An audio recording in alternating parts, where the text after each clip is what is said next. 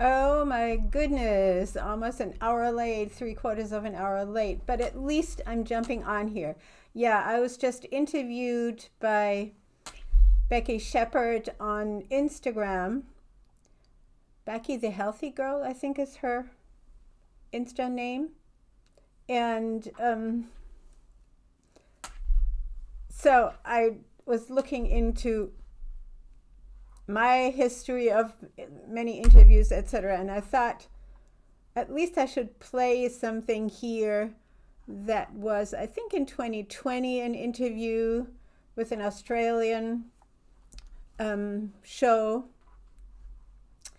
And yeah, I felt like, okay, that's what I'm going to share today and record here, if that works. And I'm going to try and make that work. But of course, I'm not feeling it to do my workout, even though I've actually dressed up in candy colors under this. Look at my candy colors. I'll show you in a minute. So I guess I will have to do a little bit of workout, and get back to business after that. So yeah, too much on my plate. But this is the RAL Life Show, and I am yours truly, Professor Johanna Sophia, and sometimes I get overwhelmed with the to-do list and everything that's on there. I have to finish my offer on purchasing this house, and it's just so much stuff, and two other properties. So we are busy, to say the least. um, talking about talking about being ourselves and doing the thing. Yeah. Um, all right. So the Rawsome Life Show consists of fitness, food, humanity, and I'm just going to do a short fitness workout, maybe just 20 minutes, and then play you for food and for humanity, because all I have for food today is remaining greens and stuff. I mean, it's very delicious. Don't get me wrong. It's really good. But I think I've shown it several times. This is what's in here. It's kale, two types of kale, zucchini, half a pear, bunch of cilantro, garlic, ginger, mustard, little salt, lemon, and then avocado. A whole small little avocados in here. And that's it. And it's like mega delish. But yeah, so that's the only food item today. And of course, in this interview, we're talking about my food product line, and I thought that would be a good opportunity, and about the big project that I'm still launching, even though a year later we have not been able to go live with our online university, which now precedes the whole building of the campus. But that doesn't mean that has gone away in terms of my wanting to do it and pursuing it. And yeah, in between, we just have to create cash flow and have to create more and more connections worldwide, and see how we can do this project even though the financial world is crumbling, or maybe because the financial world is crumbling. So I just heard, I think his name is David Attenborough, talk about that most animals on the planet are now the animals we grow for meat. I sort of cannot quite believe that. So that's of course, excluding insects. I can't quite believe that. But yeah, I mean, if we're killing 10 billion animals per year for food, maybe that is so. But then there should be so many more animals on the planet than than that livestock stuff.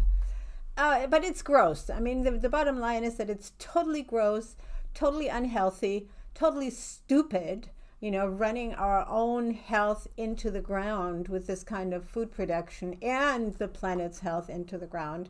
So anyway, I'm like in this mood like, oh my God, people are so fucking ignorant. It is just pitiful.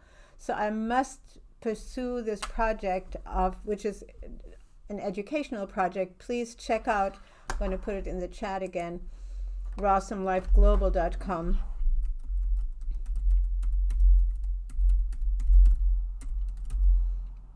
No, I'm not.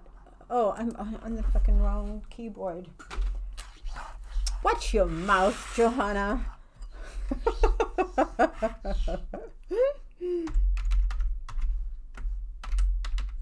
Yeah, I get like that.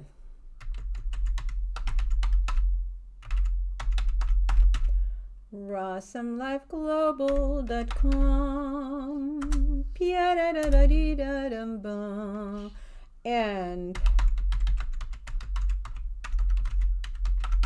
johannasrawfoods.com. Of course, I should also precede that with HTTPS. And then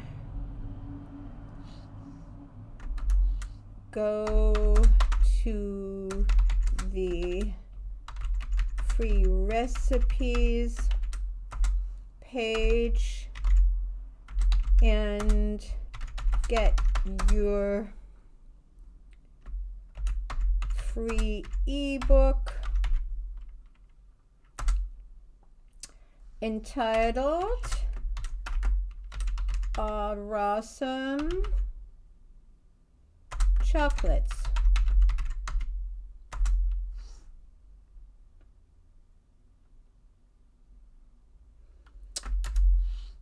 And eat royally without being a royal. I was going to say bitch, but I guess it's too mild a definition, of what royalty has done to the planet. It's just unfathomable.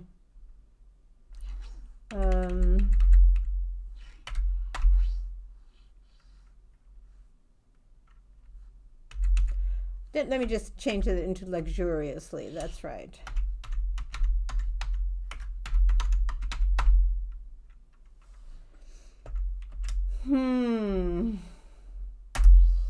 Okie dokie doke. All right, Johanna, you got to get your workout on now, and then we'll play that interview with Katrina Fox, not of Fox News, nothing to do with it, in Australia. The vegan business talk show. That's what I'm going to play for you. All right. Let me get going. Yeah, because of being interviewed, I'm dressed up. And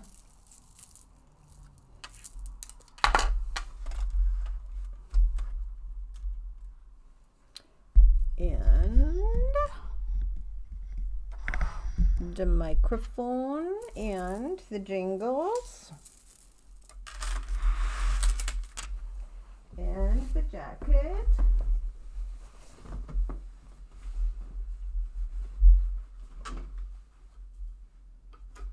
My silk jacket. As you may know, I'm a second-hand queen.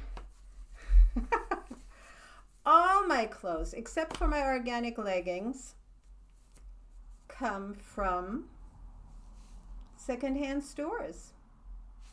There you have it. Yeah, I'm just so against waste. It's just not even funny. Okay, so we're starting. No, we're not even starting with this, even though it's so pretty. I love this bumblebee sweater. I really do. So now I'm in my candy colors. See?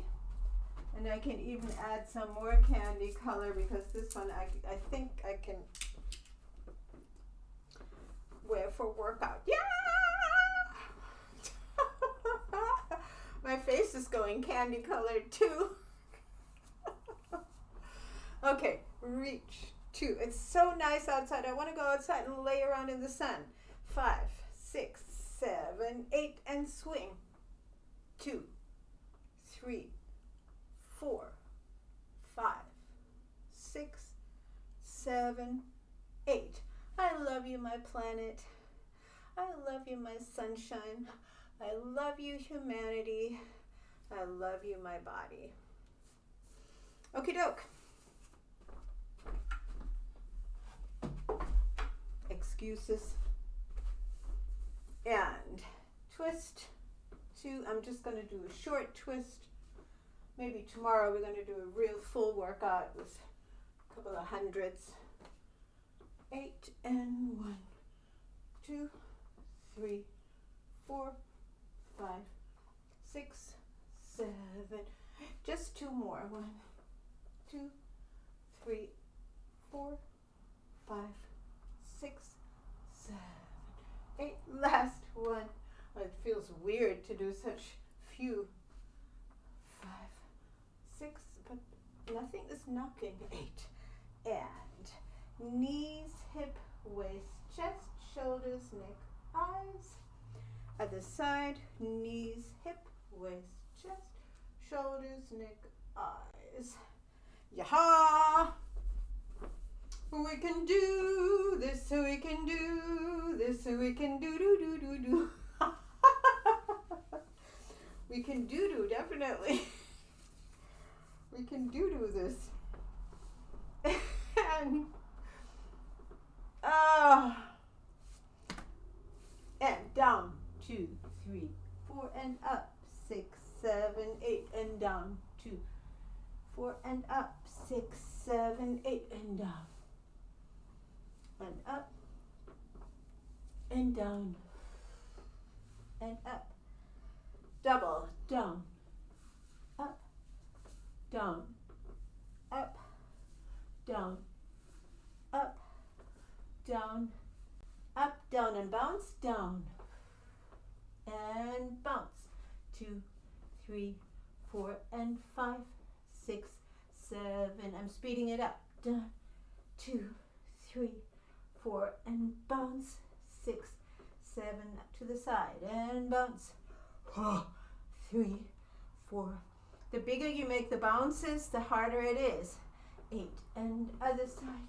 2, 3, 4. Falling over. 6, 7, 8, and center. 2, 3, 4, 5, 6. Curl up now and up. And reach. Oh my God, candy colored face.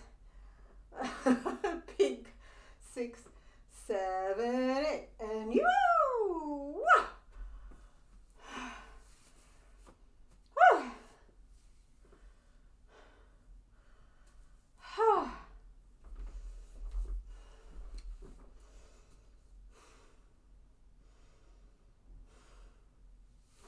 Okay, I'm going straight to the push-ups. Don't want to overdo it, but I do want to.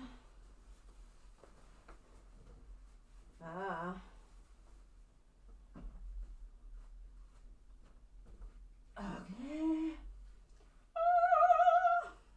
Ready? Go. And 1, 2, 3, 4, 5, 6, 7. Oh, so she thought. So she thought that she could go on, but she cannot.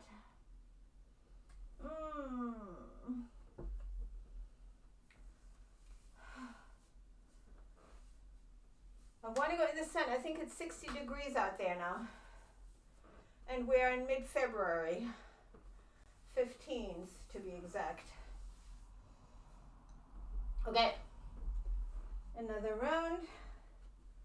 And then squats. 1, 2, 3, 4, 5, 6, 7, 8. Yes, I can. 4, 5, 6, 7, 8. That's it. That's all. Seriously.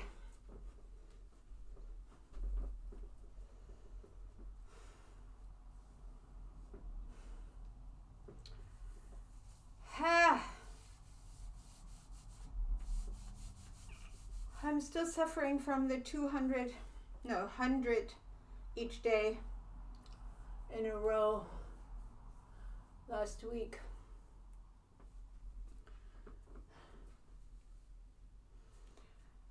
Not in a row, 2 days in a row, but 100 throughout the workout, 100 of these little push-ups that I do on the bench. Okay, squats, and then half squats, and then weights, and we're done ski. Yeah, I want to run up the hill or something outside. It's so pretty out. Gee whiz. And 1, 2, 3, 4, and down. And up. And down. And up. And down. And up. Yeah, yeah. And down. And up. Ha.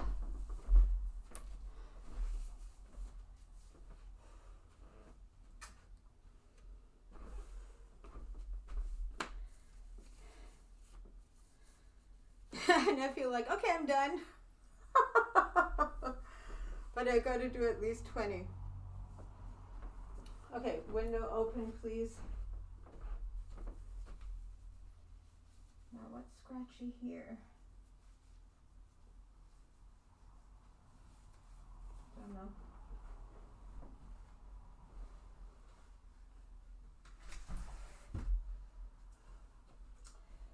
Yeah, it feels like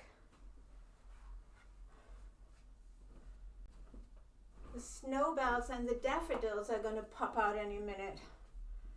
But it's too early, at least in upstate New York. It is.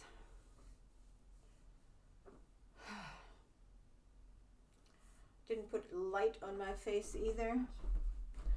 It's a little late, right?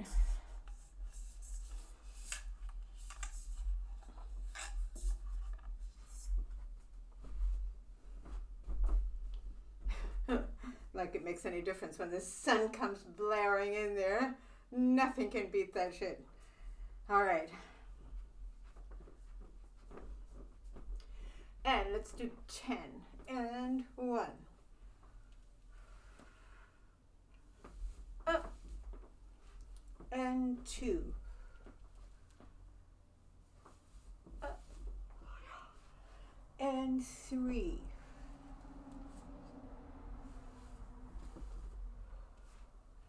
And 4. Oh, hi, Siren. That nice little stroke of your tail.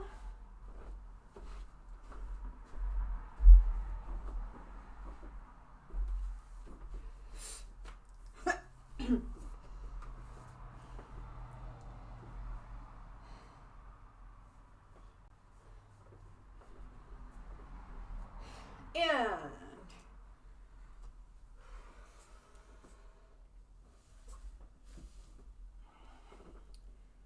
2.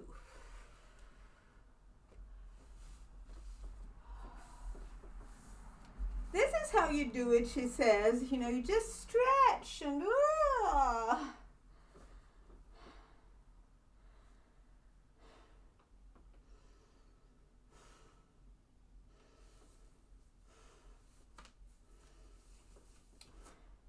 Don't Don't jump up there. You're going to jump on the microphone, honey.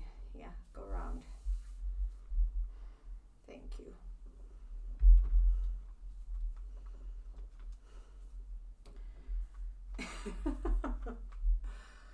I don't even get to 20 today, but that's okay. It's all good. And up and down and up and down and up and up. I don't know, are we at 12 now or not even? I think I interrupted one of the 4. I can't believe this cat. She just keeps drinking the water from my indoor garden here. This is crazy. Go ahead, baby. Keep on drinking.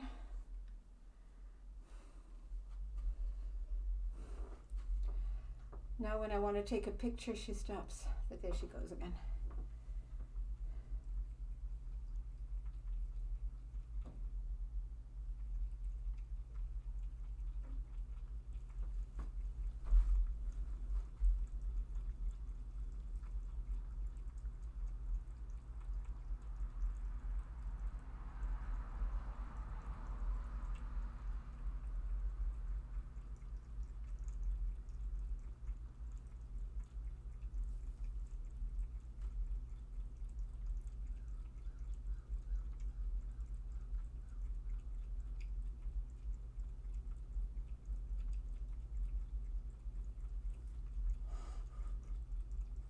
She can't get enough.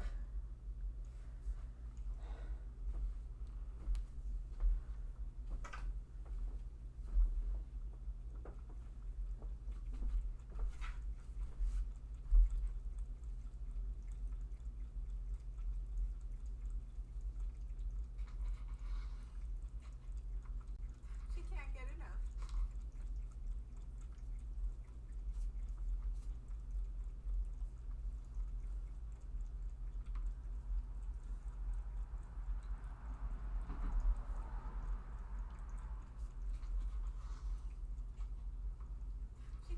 enough.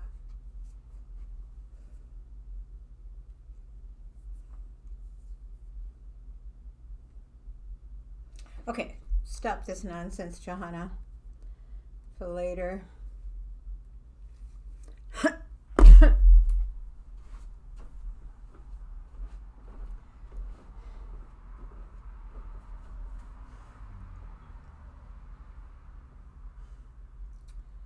Yeah, and of course, you know, this is the hottest day when I'm like not having any short sleeves, only the long sleeve. Okay, Sarah, and you finished. I appreciate. Okay, done with this. I'm going to do weights and be done. Oh, I didn't do chair either, right? I'm just really lazy. 1, 2, 3, 4, 5, 6, 7, 8 again, and 1, 2, 3, 4, 5, 6, 7, 8, and 1, 2, 3, 4, 5, 6, 7, elbows together, and 1, 2, 3, 4, 6, 7, 8. And 1, 2, 3, 4, 5, 6, 7, 8. And 1, 2, ha, ha, ha, ha, yeah, ha, ha, ha, ha. Oh. Should have taken the pink ones only, would have been a better match. Duh. Ah, the silliness of life. Seriously. Okay, I'm going to do diagonal. And 1, 2, 3, 4, 5, 6, 7, 8.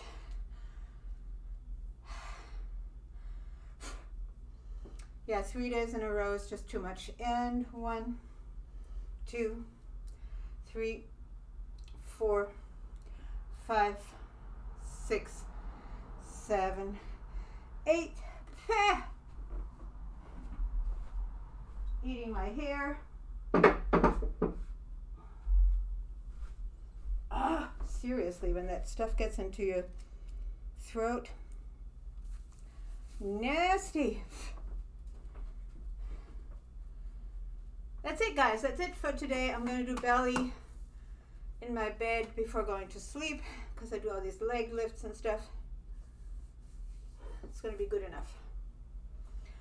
And reach 2, 3, 4, 5, 6, 7, 8, and swing. 2, 3, 4, 5, 6, 7, 8. I love you, my planet. I love you, my sunshine.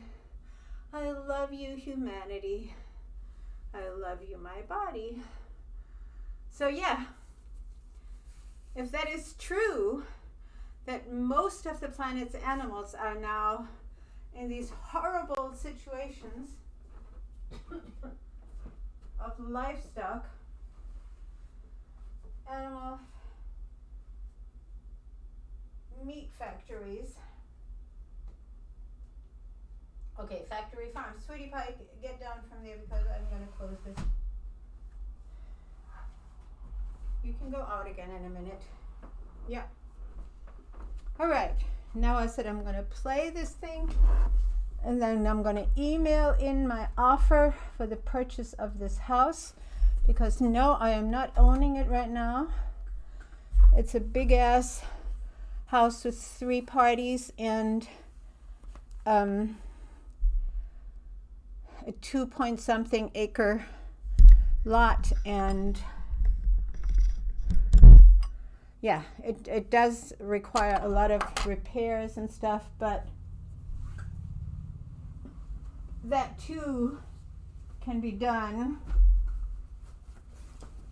when we all have fun. Shabadoo. Now I have to take the black glasses, of course.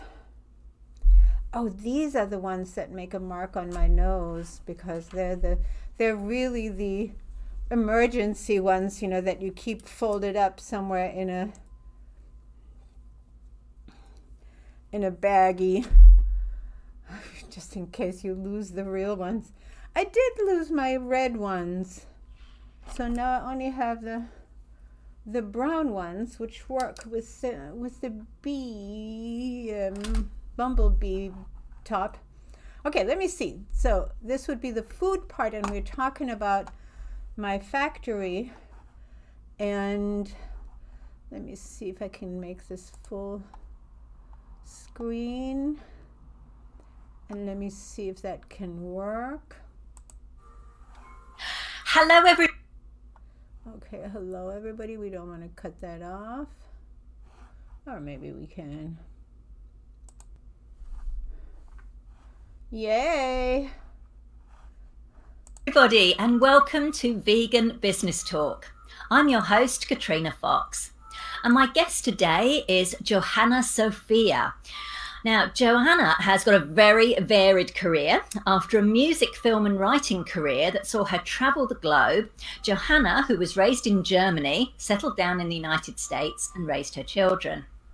When her kids were barely in their teens and she was almost 50, Johanna found herself lying on the floor, paralyzed for what seemed an eternity after having experienced a stroke. She made the decision to change her life and began to focus on a regimen of proper sleep, exercise and nutrition. Now, the lack of available vegan raw foods that fit her new strict but busy lifestyle forced her to make her own meals. And in 2013, Johanna's Raw Foods was born. Based in Clintondale in upstate New York, the company's product line includes a range of organic, gluten-free, grab-and-go, ready-to-eat, mix and match, raw vegan snacks. Welcome to the show, Johanna. Hi, everybody. I am so excited to be here, and it's an honor to share with the vegan business world, which I think is experiencing the biggest explosion it could ever have hoped for right now globally. So this is such a great time to be part of this explosion, and I look forward to talking more about where we're going. Wonderful. Now, as we mentioned, you've had a very diverse career throughout the arts, and you're a professor. You've taught at Yale, at Columbia. You've run a solar company, along with an educational center on all things sustainable. So tell us just a little bit about, because we were talking before, and I loved what you said about having that diversity is a good thing, and how sometimes people are forced, to niche down and say, right, you've trained in law, you've got to be a lawyer. Whereas, you've done quite the opposite. So talk to us a little bit about that before we go into telling us about how you started up Johanna's Raw Foods. Well, when I was young, it was always considered to be a flaw to be multi-talented. And, jack of all trades, master of none was the saying. Today, I am so grateful, deeply grateful that I've had all these diverse experiences and successes in so many different areas of life. That I can bring everything together. And with the big project that we'll be talking about a little bit later that I'm planning now, that all comes to fruition, and it all serves me well to have all those experiences. Yes, my first career was writing songs, singing on street corners as a 16-year-old, and then that merged into acting in movies and on stages and one-woman shows, etc., and so forth. So I don't think we want to talk about all of that, but yes, there's this broad experience, and having lived on 3 continents also inspires that broader knowledge that we need today. I love that. And particularly because often, people think, oh, well, you're either in the arts or you're in business. But I love that we're seeing more people with that creative background, with that arts background, use those really important skills that can help to inform a business. Because today business is becoming our mission if we're doing it well. And of course, somebody who's coming out of the arts, I had my stumbling going into business, not learning, not knowing how business actually works. But that's the beauty of it. But in today's world, I think even the new rich are realizing that if you don't have a mission, you don't experience a sense of purpose, a sense of gratification, a sense of accomplishment, really. Yeah, I love that. So now your story, obviously, of why you started Johanna's Raw Foods is pretty powerful. You had a stroke and you decided to incorporate raw foods into your life. Couldn't find, and I get it, particularly with raw food, it can be quite time consuming because you've got to keep making it and it hasn't got the long shelf life. So I love that you created a business to fulfill a need. Can you tell us a bit about how did you begin with Johanna's Raw Foods? Were you kind of making stuff in your kitchen and selling at markets? And because I know we'll talk about how you expanded, but how did you, in those beginning times, how did you go about just starting the whole thing, particularly as a business? Yeah, I'd like to take us back to that moment as I was lying on the floor. And the bizarre thing was that I couldn't move anything. My mouth was actually wide open, because the stroke started with a scream, and everything was locked. So I was lying on the floor, couldn't move, but I was fully conscious. And I was saying to myself, get back into that body, make that body functional so that this can never, ever happen again. And then started the research. I was already organic, raised my kids plant-based with a little bit of egg and fish here and there, but basically And that was the trigger. There was that I need to find the most nutritious, the most delicious. I'm a foodie. I love delicious food. I had eaten at the best restaurants in Paris and Berlin and in Rome and so forth. So I love delicious food. So I had to, when I realized that what I was looking for is really fresh, raw, organic plants that are the most invigorating and nutritious foods you could find, then I still had to make those delicious because I couldn't just crunch on a broccoli. Not me. You know why I'm laughing? I told you my partner Tracy is very high raw. She might be watching this. She's in the other room. And she does just that. Like, she's the worst advertisement for raw food. Tracy. No, don't apologize. She's the worst advertisement for raw food. Like, she will literally open the fridge and eat raw broccoli and raw cauliflower. And when we had family from the UK come over and stay, I said, ignore what she's eating. And I took them to, like, the vegan pizza places, the vegan burger bars, because I didn't want them to think that if you're vegan, that's all you eat. So that's why I'm laughing.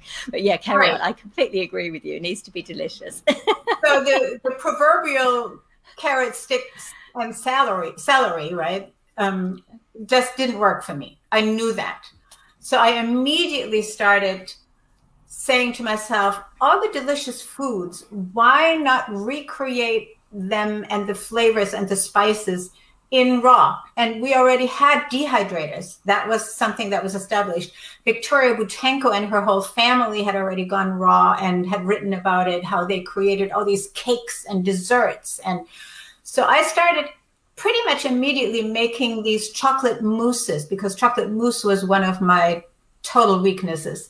And at the time, there wasn't even raw cacao. It was carob, which was not really my favorite. But, as soon as cacao was available, of course, that was the switch. But yeah, and then you could make bread, you could make crackers, you could make pies, you could make cakes, you could make pâtés, you could, so I just developed all these things that you could keep either frozen, because like you said, we can't just cook every day for hours or prepare food and, uncooked food also if you want to make these mixes.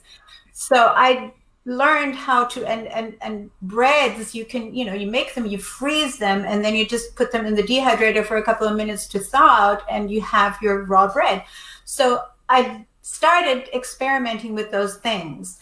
And the shelf life was still an issue. So for shelf life, you really need to, again, either freeze or dehydrate to a crisp so that shelf stability can be achieved. But just to put it in here right away, all my products have a 9 months shelf life, either in the freezer or on the shelf in a store. Now, most stores don't have 90 degrees at any time. So, that would not be very good even for the dehydrated products, but yeah, they have a long shelf life. And that is because as a busy person, as a creator, when I started, I was still working for an international law firm, also as a multi-language translator, because I can do 5 languages. So I was always on the run, and making the money as a consultant there so that I could get my kids to private school or travel a lot with them, etc. So that's how Johanna's Raw Foods happened, that I needed to have delicious and I needed to have variety, and I wanted to recreate and demonstrate that you could recreate all these awesome foods and a whole plate full of different delicious things for meals in the raw. Great. So how did you turn it into a business?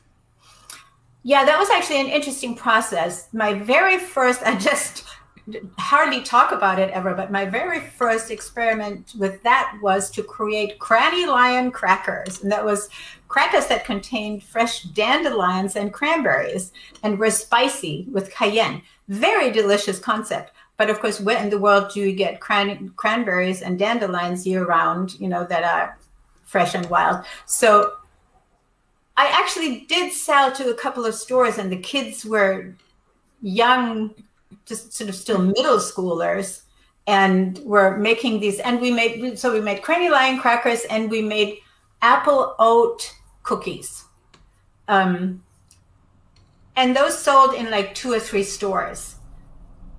But yeah, that never really became a business model, and there was no investment of any kind. This was just done at home while I was also building the solar company. So we started really getting into the business when we were in Saratoga Springs, and a friend of mine said, you need to get a real factory and get the products licensed. You need to get the food license, the FDA approval, the proper labels, the ingredients, and the nutrient description. There are words for all of these things. But for that, I did need an investor. And so I was on the runaround looking for investors, and somebody, a relative in Germany, said, I know this guy who is really ill and who could really use your help to get out of his high blood pressure and inflammatory situations, etc. And he's ultra rich for a German. So talk to him. So I met him at a hotel in New York City, and he said, yeah, I can do this. How about we start with, you teaching me some things, and I'll invest 5,000 here, 10,000 there. And I thought, oh, good. Now we can get really going. And then I had a meeting with a startup attorney, because I had worked with attorneys. So I had attorney friends, and she was a startup business attorney. And I showed her the product line that by that time existed. And she said, this is fabulous, Johanna, but do not start this without $500,000 in the bank, because you can't succeed. And I said, oh, great. Now I just have somebody who can give me 5,000 here and 10,000 here. But yeah, I did not really ponder too long. I just said, we're going to do it anyway. So the kids and I moved into this former diner, and we still have pictures of it, and transformed it into, got the FDA approval, the inspections, and found a label printer in China, and et cetera, et cetera. So there it was on 2,000 in the bank, or not even that, and people sort of saying, okay, I can give you 1,000, I can give you a little bit, and then my German investor coming in. And that's how we literally got to being in 200 stores. Wow, I love that. I love that you did that in a scrappy way, and that you weren't put off by the startup attorney saying, oh, you need at least $500,000 to even get going. So how did you get into those stores, Johanna? So you'd made the products yourself. You moved, as you say, into the diner, you started making the products. How did you get into those 200 stores? Well, there's 2 avenues that I took. One was to get our first distributors, and they were smaller, more regional distributors. We had 2. And the second one was just making long lists of all the health food stores up and down the East Coast that we could possibly reach by ourselves, and calling and saying, would you take our startup box? It was like just one case of each of the 7 products. And many people wanted the startup box. It was a good price. It was, and I would literally, and my kids too, we would be driving up and down. That's why I drove all the way up to Maine and all the way down to Virginia, bringing my startup box. That's how we started. So, that's amazing. And what challenge, because you started the company, I believe, in 2013. So yeah, this was sort of just before kind of vegan started to really kind of take off in the media. I think it was maybe around 2014 that it started. So what kind of challenges did you face? And I'm curious, because it was interesting, you said the distributors wanted the startup box. How did you pitch it to them? Because I can imagine if you said, oh, I've got this raw vegan item, that they might, what were their reactions? So talk us through some. The stores wanted the startup box. The distributors got the product by the pallets. For distributors, you have like thousands of little units in cases and case boxes that you specially have designed, and that gets tied onto a pallet, and the truck comes and picks up your pallet for the distributor. Gotcha. And the distributor then sends to the stores. But our startup box was to go directly to stores because that was a much better margin. And then some of them could be switched over to then ordering from the distributors instead of from directly from us. And the bottom line really was how we could survive as long as we did was really because we had so many direct sales, direct to stores and direct to individuals. Because then we got the second largest distributor in the country, KeHE, for natural foods, that is. And, I will never forget, I was jogging between the house we had rented and the factory, and this big truck pulled and stopped, the brakes screeching, and said, "Where is that Johanna's Raw Foods place?" I was like, oh my God. This big truck is picking up our products, and that was KeHE. But that also ruined us because these large distributors pay very small amounts because they double the price to the stores and the stores double the price to the customer. So when you have high quality organic ingredients and you don't have the storage space for thousands of pounds of everything, my apologies, that's an outside noise. Then you are kind of between a rock and a hard place, and you're being throttled because you don't have the money to buy more ingredients in larger amounts, which you need for the larger demands. And you want to fill those orders, but you can't because you run out of cash flow. And of course, as a business person, I'm sure you've heard this very often, that when you run out of cash flow, and then Whole Foods came and invited me to their head offices in Boston, and I was sitting there and we were making all these plans, and I was developing an extra burrito type thing for them, but all without a dime. I'm expected to have the resources to provide huge amounts of samples and do all this for free, so that they then can usher us into the stores. And when you don't know that's how the food industry works, you just happily walk in there. Oh yeah, Whole Foods wants us, KeHE wants us. This is so great. We're going mainstream, but you don't have the resources to actually pull through.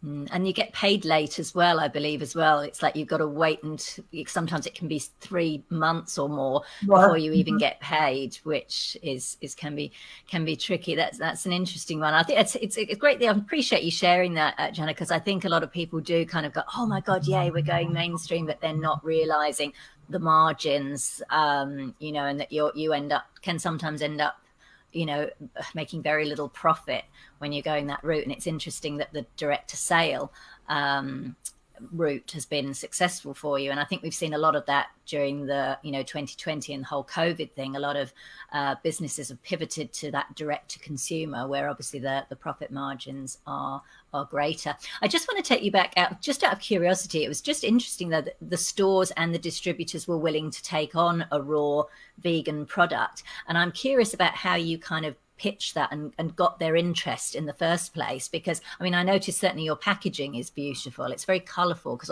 often, like you say, when you think of raw food, although veganism has become kind of a bit more trendy, and people are starting to associate vegan with all the things they love, just vegan versions of. But when you say raw vegan, people do kind of go to, like you say, the raw broccoli stem and what have you. So just tell us how you actually pitch to the stores to get them excited enough to even take the products in the first place. Very simple.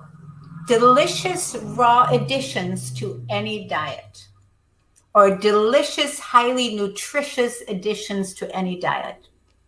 Sometimes you don't even need the word raw in there. It's just delicious, nutritious additions to any diet. And I would have literally people, and please listeners, don't cringe, tell me, oh, the kale and parsley pesto on my steak, it's awesome. And I would say, great. At least you're getting some good nutrition. That's great. So you didn't necessarily even use the word raw or even use the word vegan when initially pitching. That's interesting. Yes. Interesting. just to get your foot I in mean, the the ones who are already looking for vegan know that's what it is. I mean, it's on the packaging. And the ones who are not, it's also, I mean, the concept for our product line was always grab and go, ready to eat, mix and match for busy people, delicious raw additions or delicious additions to any diet. So, and the delicious was important. And the fact that it was ready to eat, you could just grab it and take a spoon or pick a piece and put it in your mouth. You didn't need to do anything to make that work. I love that. Yeah, I think that's important. There's a whole big kind of topic around, do you use the word raw or do you use the word vegan? So you use it on the packaging so that people who are raw, who are vegan can see it, but you're not necessarily kind of broadcasting it in the very first instance when you're talking to, say, a distributor or a store. Wonderful, wonderful. So in terms of, we've talked about some of the challenges when you were starting out and getting into those stores. What are some of the challenges that you're having to deal with right now? Because obviously 2020, even 2021, we're just over halfway and things are pretty challenging still. What are your main challenges at the moment, Johanna? Well, now I have to tell you the story of what happened. We actually had to close the factory when the cash flow dried up. And when we had no way of, like you were saying, we had no way of buying more ingredients. And Whole Foods was dragging their feet. Next month. And then we're meeting, we couldn't pay the rent. We couldn't buy ingredients. And we just had to close. That was a very, very hard thing for me to go through. But of course, my business coach and everybody else is saying, you had to go through that to learn what what the food industry is really about. And then I met with food financing brokers, like my financing broker, Grant Ferrier out of San Diego, and Tara Johnson out of Michigan. She started Tara's Way. Of course, I don't do whey, but the way she built that company was fascinating and so forth. And they were supportive and they were explaining to me how the food industry really works today. And that's how I learned that now what I'm doing is, and that's why it's exciting we're speaking right now, I just am in the process of buying a large piece of land. I've got the architects and the engineers and the distributors and the CFO and the treasurer and everybody together to build a new factory. And this time we're actually building our own building. And it's a sustainable building that heats and cools itself. Of course, we still need extra freezing room, etc. But it has a solar roof, an entire solar roof. So that, so we're doing it all. So the next level is to make the products in an environment that actually carries the mission into all the other elements that go with food production. Wow. So that's what's happening now. And it's incredibly exciting and wonderful how it's coming together.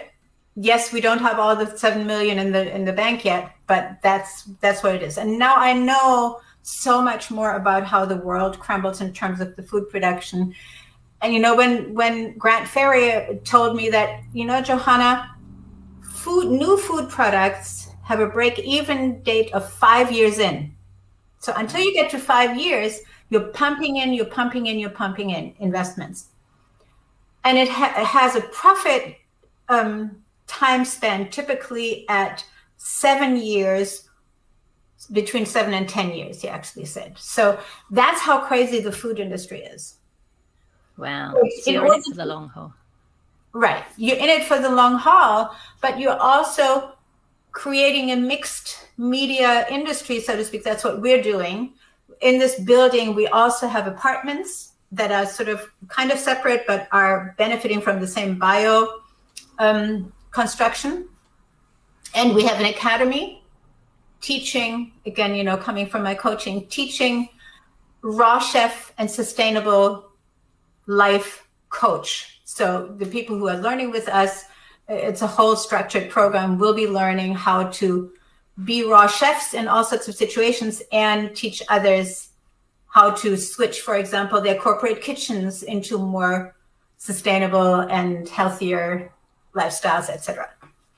That's amazing. So you're building this whole new factory. So you'll be creating the products there yourself. How is that then going to work are you going to continue to mainly sell direct to the public through your online store, or are you going to try and go back to like Whole Foods or some of the stores, but with all that knowledge in place and capital? Yes, both, definitely both, but focusing on the business plan prescribes that we create a lot of members, and the members will have plans to order X amount of food per month, and they can mix and match differently each month. But if we have 1,000 members who are ordering on a monthly sustaining basis, then we have, of course, this direct income stream that is secure. And then we can also do direct to stores. We will have our own couple of trucks, but we will also be working with distributors and collaborate. Yeah. So it's interesting you're talking about a membership model. So is that like a subscription? So like people pay a monthly fee and then they get a certain amount. And because I think you've got different levels. I think I looked on your website and you're selling some of your products at the moment, and there's different kind of memberships. So they each get either more products, or does that include does one of the memberships include the coaching? So I think it's interesting that you've added the coaching to the kind of in the business plan for the new factory. Coaching is not included. It's the product is a very strict, because for the financing that would become too muddy. So the business plan is strictly designed on revenue from the product sales, and it evens out because we do direct to customer as well as some distributor sales, so that the margins here are large and the margins there are smaller. And when you put them all together, you have an average margin that works. That's the business model. And then my coaching stays outside of that factory life. Gotcha. But I do life coaching and health coaching, and that is it's a different business model that is more personalized. Yeah, but it's interesting because they kind of complement one another. Obviously, because if you're coaching someone, you could say to them, by the way, here's some products, and vice versa. If people are buying products and they know about your coaching, some might want to do that. So in terms of, can people, is it membership or subscription only, or can people buy one-off products here and there as well? I'm not quite sure. Yes, I mean, currently people can just private order, but they have to know that this is not this is like a private gift kind of, give me a donation, I give you a gift kind of order at the moment, because I don't have a factory. I don't have a kitchen that allows for that. So as soon as the commercial kitchen is back in place, it will be that membership situation, and there will be a store that is like a juice bar, a smoothie bar, etc., in the building where people can come and get things. So there will be a possibility to buy smaller amounts. However, for the shipping, there's a limit how small you can get. Otherwise, it just gets too. So it's got to be a minimum order. But I guess what I'm asking is, can people buy? Do they have to be locked into a subscription only model to buy from your website, or can they go to your website and buy a one-off, as long as they put a minimum order in, but without necessarily committing to buying something every single month? Oh, I'm pretty sure that will be an option, but the pricing will be higher. Yeah, gotcha. Yeah. Interesting. It's a really interesting model. I think we're seeing more of that happening now. I know I interviewed someone else, a few people on the show who are doing that similar model. So people can buy a one-off, but also there's that kind of monthly option as well. I think we're seeing that growing. So in terms of the funding of the business, so you said you've self-funded, you had some small investors, and now you're with the finance broker. So is that on like a loan basis, like the funding, or how is it going to be funded to date? Venture capital. I have two finance brokers. The other one is Leland Lehrman of Fund Balance is his organization. So both of them have experience in funding organic, sustainable product lines, and so we're putting together venture capital. We're talking to a couple of people who could just do a one-off because they have it, but it's not in the bank yet, so I don't want to talk about Yeah, who of we are. course. So Of course, yeah. until it is there. Yeah. So yeah, no, we're Amazing. looking for venture capital, and the business plan is such that they will get their money back in 5 years and then some, but they can also feel that they want to keep growing this project and be part of it. Because it's a mission. Yeah, I can tell. I can tell, and I love it. And I love that you're kind of making raw food sexy. Dare I say? So, do you know what I mean? You're kind of you're doing what I think. I guess some of the the Beyond Meats and all these big plant-based companies are kind of making veganism exciting, and I think you're Right. kind of making raw veganism exciting, which I I really certainly love. hope so. Yeah. Did you design those original like packets yourself? Like the branding? I had a little bit of an idea, but then I had a really good designer who put it all together. Nice, because I think that's another one that I hear that's important. Particularly, people want to, they're attracted. Obviously, we're very visual, and yeah, I love that they're very colourful and they draw the eye. So yeah, I was just curious about that. Who Yeah. would you say is your main demographic in terms of the business? Just in the kind of people that buy. Are they mainly vegans or vegetarians? Are there any Busy particular people. demographics? Pardon? Busy people. People who are Right. busy, who need something fast. Busy, I mean, I should maybe say busy, educated people who are aware that they need to do better for their body, who go and work out, who go on hikes, because you can take these dried products, in your backpack. They're very light, incredibly dense in nutrition. So people who are fitness oriented, people who are business people who are in corporate situations but do want to get or stay healthy. And yeah, so those are the demographics. But of course, there is so much in between that I would never have thought. I get these letters from little old ladies like me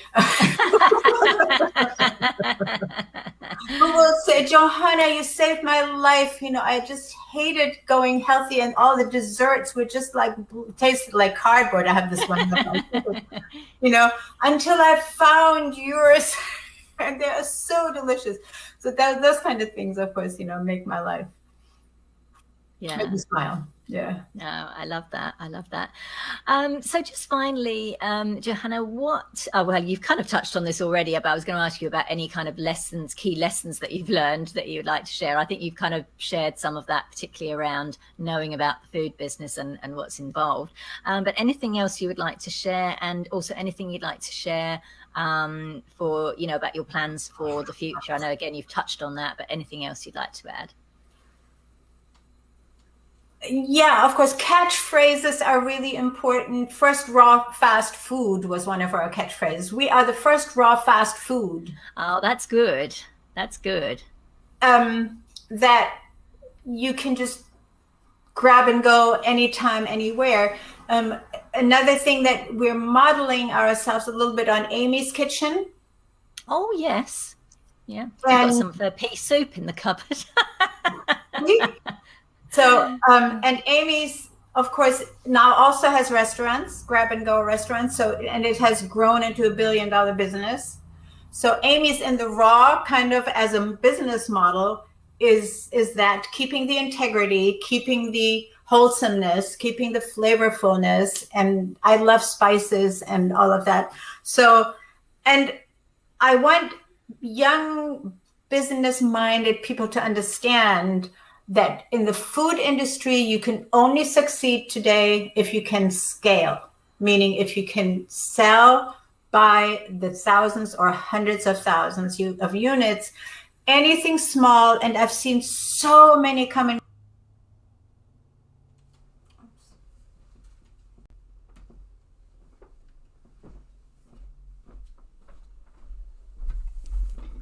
What happened? Oh dear.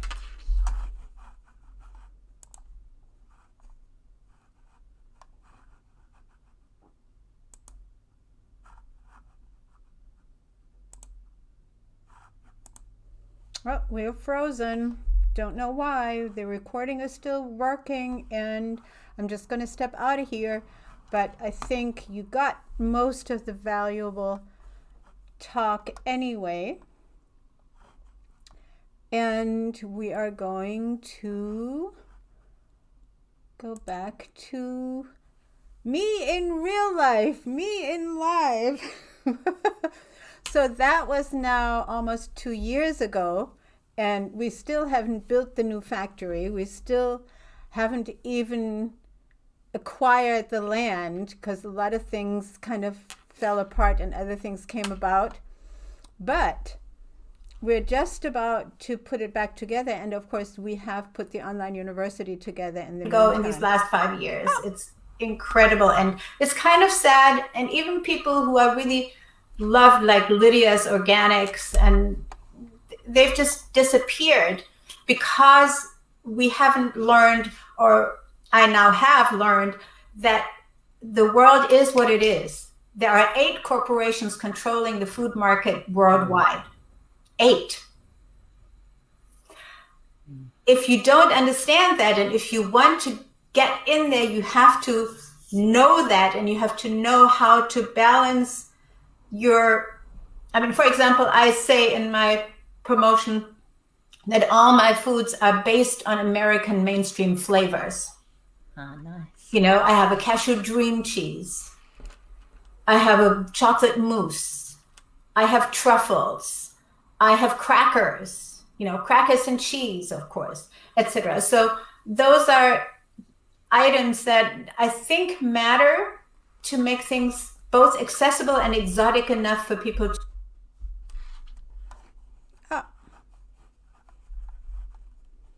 Alrighty, tidy. So I guess we were at the end of our wits with that broadcast. Interesting. There's some Indian writing. I think it's some kind of Asian writing. Tell me if you know what it is that was suddenly popping up.